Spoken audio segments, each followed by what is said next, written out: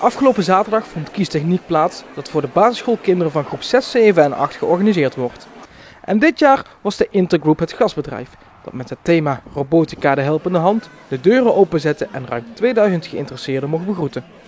Nou, wij proberen ieder jaar een ander bedrijf zover te krijgen dat ze ons evenement willen ontvangen en als gastbedrijf zich willen presenteren.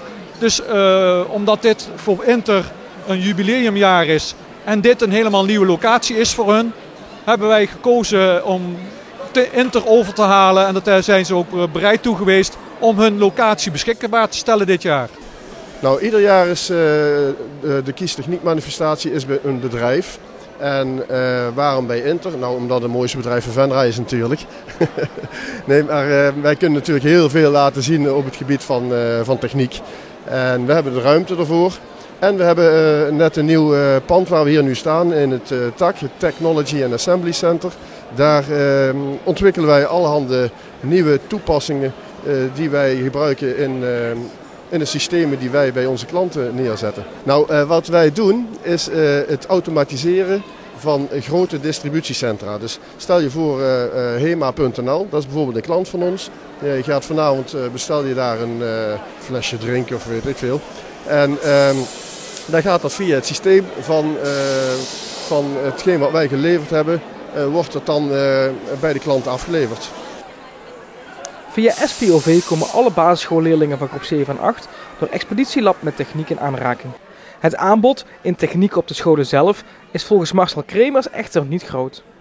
Te weinig, maar daar zorgen wij dus met ons Expeditielab voor dat gewoon structureel in het onderwijspakket wordt opgenomen. En daarmee hopen we dat gat te vullen op het techniekgebied binnen het onderwijs. Want techniek is leuk, volgens Paul Hermsen en Marcel Kremers. Ja, de enorme diversiteit aan aspecten die erbij komen kijken. Soms moet je heel logisch na kunnen denken, maar soms ben je met je handen bezig. Van de andere kant technische tekeningen die gemaakt moeten worden.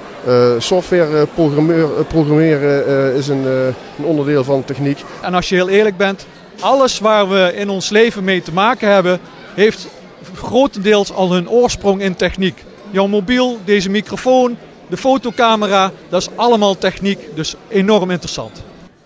Het animo bij de jongeren voor techniek stijgt. Zover wij weten wel, er is heel veel enthousiasme voor. En uiteraard is er vanuit de markt enorm veel vraag naar technici. Dus zeker vanuit de bedrijven is het steeds belangrijker om dit te doen voor eventuele medewerkers die eigenlijk pas over een jaar of 10 bij de bedrijven in dienst komen.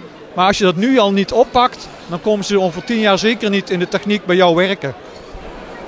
Er is genoeg animo voor techniek, maar het mag nog wel ietsje meer zijn. Want niet alleen wij, maar je ziet alle bedrijven hier in de buurt, die schreeuwen om technisch mensen. En nou is het niet zo natuurlijk dat die mensen die hier, onze doelgroep, 11, 12 jaar, dat die volgende week gaan solliciteren. Maar het gaat er wel om ze zo vroeg mogelijk te interesseren om voor een technische studie te gaan kiezen. En dan hebben ze misschien over een jaar of 10 bij ons aan het werk. Als je een technische opleiding gevolgd hebt, vind je altijd werk. Gegarandeerd.